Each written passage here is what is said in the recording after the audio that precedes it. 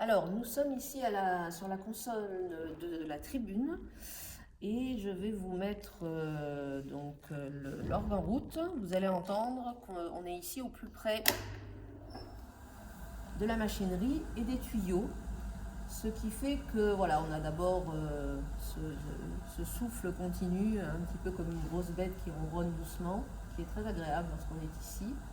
Et puis la sonorité des tuyaux nous enveloppe et on n'a pas du tout les mêmes sensations sonores que lorsqu'on écoute l'orgue d'en bas depuis l'église.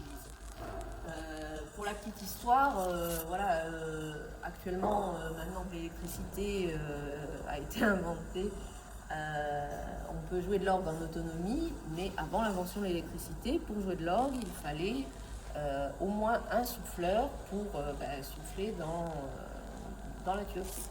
Donc cela explique pourquoi les premiers les organistes avant le 19e siècle commençaient leur instrument, commençaient l'apprentissage des claviers plutôt sur un clavecin. Voilà.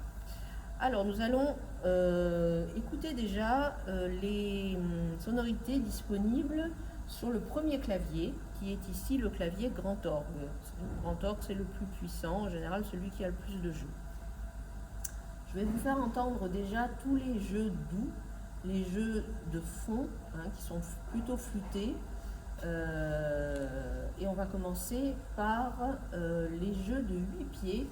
8 pieds faisant référence à la taille des tuyaux et permettant d'entendre les sons à hauteur réelle. Donc vous avez déjà la flûte 8. Je vous joue dans cette présentation le début du thème de la fugue en fa mineur de Bach.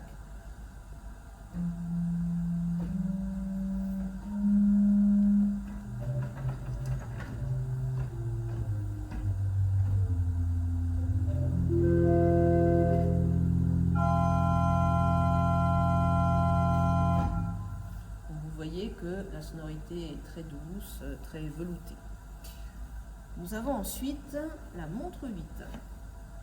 Donc 8 toujours à hauteur réelle. Montre, ce sont les tuyaux qui sont en montre, c'est-à-dire qui sont devant, que l'on voit lorsqu'on regarde l'orgue d'en bas.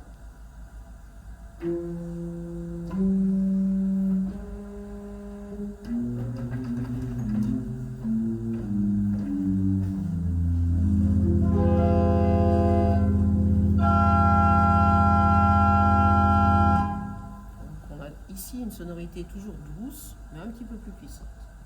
Ensuite, nous avons les jeux qu'on appelle octaviants, c'est-à-dire qui permettent de jouer à l'octave supérieure par rapport au son joué sur le clavier. Donc, si je joue là, en fait, on entend à l'octave au-dessus. Je vous remets la montre 8. Je vous l'échange contre le prestant 4. Vous entendez que la hauteur est supérieure, plus aiguë.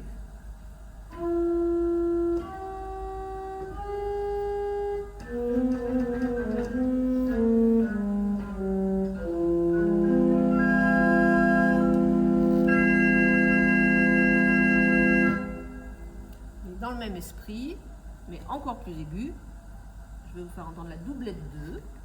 La doublette 2, on a encore divisé la taille du tuyau en deux.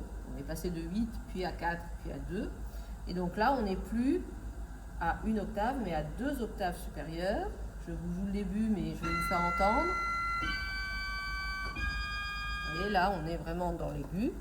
Je vous refais la comparaison par rapport à la montre 8. Je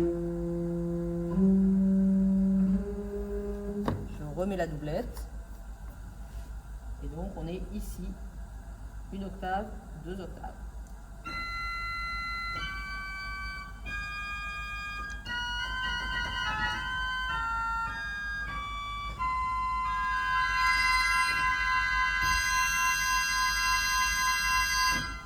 Vous conviendrez que seul ce jeu n'est pas très intéressant ni très beau.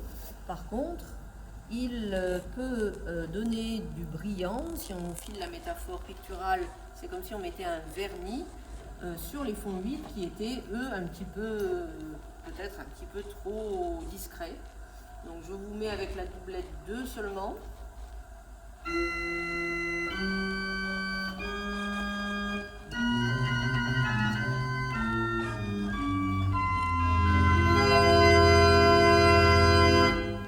Rajouter du coup le prestant 4 pour avoir encore un petit peu plus de matière.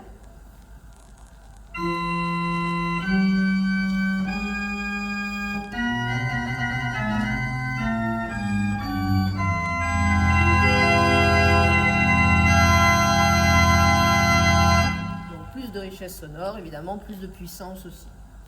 Enfin, nous avons le plein jeu 4 qui, vous allez voir aussi tout seul, n'est pas très intéressant, mais je vous le fais entendre quand même. Donc, qui est là.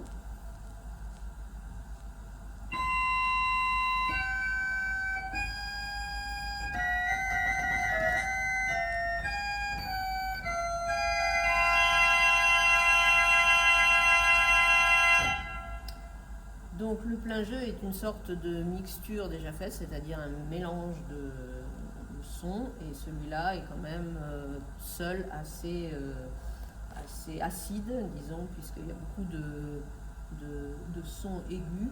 Donc effectivement, en général, on l'associe au fond 8, comme je vous ai dit. Je vous rejoue avec les fonds 8.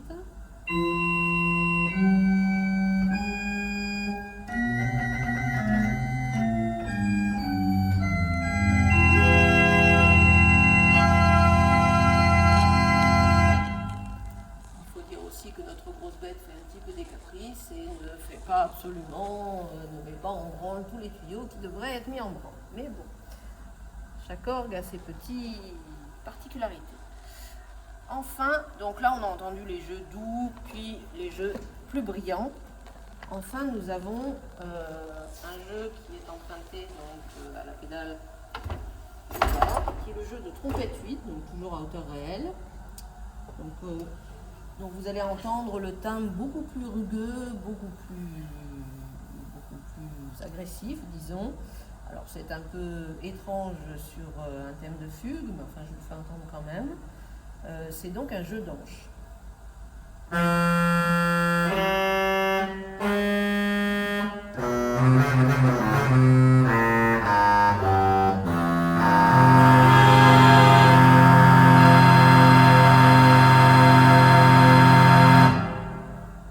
Voilà pour les possibilités sonores du premier clavier, le grand orgue.